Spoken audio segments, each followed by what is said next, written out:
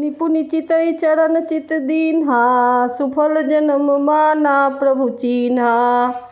हृदय प्रीति मुख बचन कठोरा, बोला चितई राम की ओरा। बाली ने बार बार भगवान की ओर देखकर चित्त को उनके चरणों में लगा दिया। प्रभु को पहचान कर उसने अपना जन्म सफल माना। उसके हृदय में प्रीति थी पर मुख में कठोर वचन थे।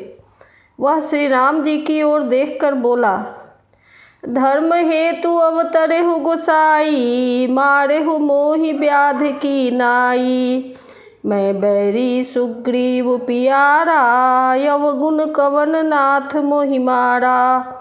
हे गोसाई, आपने धर्म की रक्षा के लिए अवतार लिया है और मुझे व्याध की तरह छिपकर मारा। मैं बैरी और सुग्रीव प्यारा। हे नाथ, किस दोष से आपने मुझे मारा।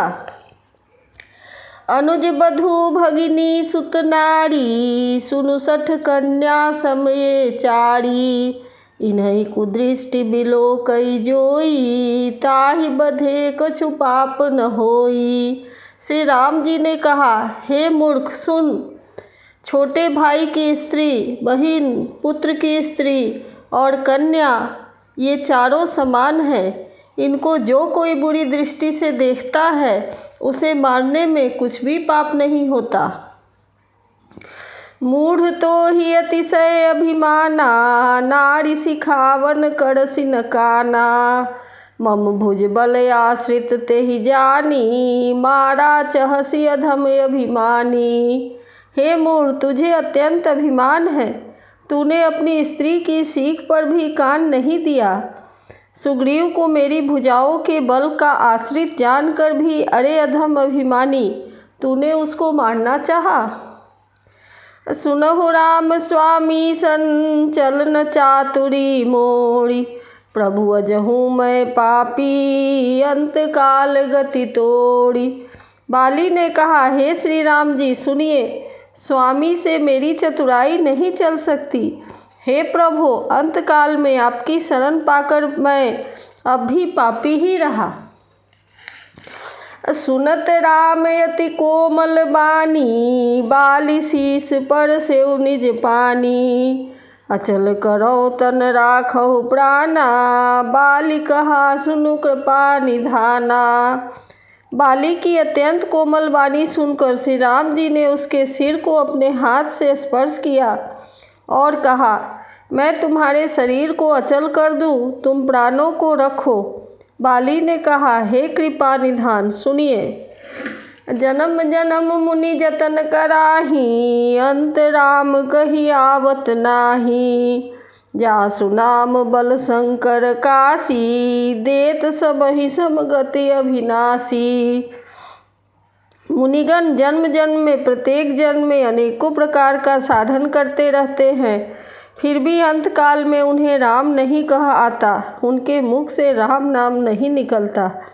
जिनके नाम से बल से शंकर जी काशी में सबको समान रूप से अविनाशिनी गति देते हैं। ममलोचन गोचर सोई आवा, बहुरी की प्रभु अस बनी ही बनावा। वह श्री राम जी स्वयं मेरे नेत्रों के सामने आ गए हैं। हे प्रभु, ऐसा संयोग क्या फिर कभी बन पड़ेगा। सो नयन गोचर जासु गुण नित नेति, कही श्रुति गावही। जिति पवन मन गो निरस, करी मुनि ध्यान कबहुक पावही। मोहि जानी अति अभिमान, बस प्रभु कहेउ राखो शरीरहि। अस कवन सठ हठि काटि, सुर तरु बारी करही बबूरही। श्रुतियाँ नेति नेति कहकर निरंतर जिनका गुणगान कहती रहती हैं तथा प्राण और मन को जीतकर एवं इंद्रियों को नीरस बनाकर मुनिगण ध्यान में जिनकी कभी क्वचित ही पलक पाते हैं, वे ही प्रभु साक्षात मेरे सामने प्रकट है। आपने मुझे अत्यंत अभिमानवश जानकर यह कहा कि तुम शरीर रख लो, परंतु ऐसा मूर्ख कौन होगा जो हठपूर्वक कल्प वृक्ष को काटकर उससे बबूर के बार लगवावेगा। अर्थात पूर्ण काम बना देने वाले आपको छोड़कर आपसे इस नश्वर शरीर की रक्षा चाहेगा। अब नाथ करी करुणा बिलो कहु देहु जो बर मागऊँ, जेहि जो निजन मऊ कर्म बस तहाँ राम पद अनुरागऊँ। यह तनय मम सम विनय बल कल्याण प्रद प्रभु लीजिए, गही बाह सुर नर नाह आपन दास अंगद कीजिए। हे नाथ, अब मुझ पर दया दृष्टि कीजिए और मैं जो वर मांगता हूँ उसे दीजिए। मैं कर्मवश जिस जोनी में जन्म लूँ वहीं श्री राम जी के चरणों में प्रेम करूँ। हे कल्याण पद प्रभु, यह मेरा पुत्र अंगद विनय और बल में मेरे ही समान है, इसे स्वीकार कीजिए। और हे देवता और मनुष्यों के नाथ, बाह पकड़कर इसे अपना दास बनाइए।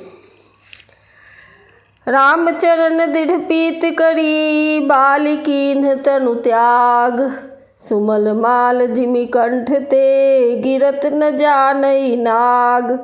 श्री राम जी के चरणों में दृढ़ प्रीति करके बाली ने शरीर को वैसे ही आसानी से त्याग दिया जैसे हाथी अपने गले से फूलों की माला का गिरना न जाने।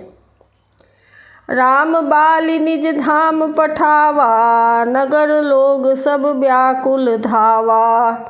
नाना विधि विलाप कर तारा, छूटे केस न देह संभारा। श्री रामचंद्र जी ने बाली को अपने परम धाम भेज दिया। नगर के सब लोग व्याकुल होकर दौड़े। बाली की स्त्री तारा अनेकों प्रकार से विलाप करने लगी, जिसके बाल बिखरे हुए हैं और देह की संभाल नहीं है। तारा बिकल देखि रघुराया, दीन ज्ञान हरि लीन्ही माया। क्षितिजल पावक गगन समीरा, पंच रचित अति अधम शरीरा। तारा को व्याकुल देखकर श्री रघुनाथ जी ने उसे ज्ञान दिया और उसकी माया को हर ली। उन्होंने कहा, पृथ्वी, जल, अग्नि, आकाश और वायु, इन 5 तत्वों से यह अत्यंत अधम शरीर रचा गया है। प्रगट सो तनु तव आगे सोवा, जीव नित्य के ही लागी तुम रोवा। उपजा ज्ञान चरण तब लागी, लीन्हे सी परम भगति बर मागी। वह शरीर तो प्रत्यक्ष तुम्हारे सामने सोया हुआ है और जीव नित्य है, फिर तुम किसके लिए रो रही हो। जब ज्ञान उत्पन्न हो गया तब वह भगवान के चरणों में लगी और उसने परम भक्ति का वर मांग लिया। उमा दारु जो सित की नाई, सबहि नचावत राम गोसाई। तब सुग्रीव वहीं आय सुदीन्हा, मृतक कर्म विधिवत सब कीन्हा। शिव जी कहते हैं, हे उमा, स्वामी श्री राम जी सबको कठपुतली की तरह नचाते हैं। तदनंतर श्री राम जी ने सुग्रीव को आज्ञा दी और सुग्रीव ने विधि पूर्वक बाली का सब मृतक कर्म किया। राम कहा अनुजहि समुझाई, राज देहु सुग्रीव वहीं जाई। रघुपति चरण नाई करी माथा, चले सकल प्रेरित रघुनाथा। तब श्री रामचंद्र जी ने छोटे भाई लक्ष्मण को समझाकर कहा कि तुम जाकर सुग्रीव को राज्य दे दो। श्री रघुनाथ जी की प्रेरणा से सब लोग श्री रघुनाथ जी के चरणों में मस्तक नवाकर चले। लक्ष्मण तुरंत बुलाए, पुरजन विप्र समाज। राज दीन सुग्रीव कहाँ, अंगद कहाँ जुबराज। श्री लक्ष्मण जी ने तुरंत ही सब नगरवासियों को और ब्राह्मणों के समाज को बुला लिया और उनके सामने सुग्रीव को राज्य और अंगद को युवराज का पद दे दिया। उमा राम समहित जग माही, गुरु पितु मातु बंधु प्रभु नाही। सुर नर मुनि सब कह यह रीति, स्वार्थ लाग करहि सब प्रीति। हे पार्वती, जगत में श्री राम जी के समान हित करने वाला गुरु पिता माता बंधु और स्वामी कोई नहीं है।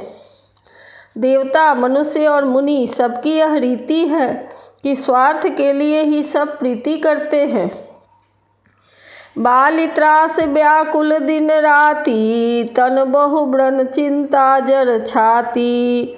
सोई सुग्रीव कीन्ह कपिराऊ, अति कृपाल रघुबीर सुभाऊ। जो सुग्रीव दिन रात बाली के भय से व्याकुल रहता था, जिसके शरीर में बहुत से घाव हो गए थे और जिसकी छाती चिंता के मारे जला करती थी, उसी सुग्रीव को उन्होंने वानरों का राजा बना दिया। श्री रामचंद्र जी का स्वभाव अत्यंत कृपालु है। जानत हूँ अस प्रभु परिहरहि, काहे न विपति जाल नर पड़हि। पुनि सुग्रीव ही लीन बोलाई, बहु प्रकार निप नीति सिखाई। जो लोग जानते हुए भी ऐसे प्रभु का त्याग करते हैं, वे क्यों न विपत्ति के जाल में फंसे। फिर श्री राम जी ने सुग्रीव को बुला लिया और बहुत प्रकार से उन्हें राजनीति की शिक्षा दी।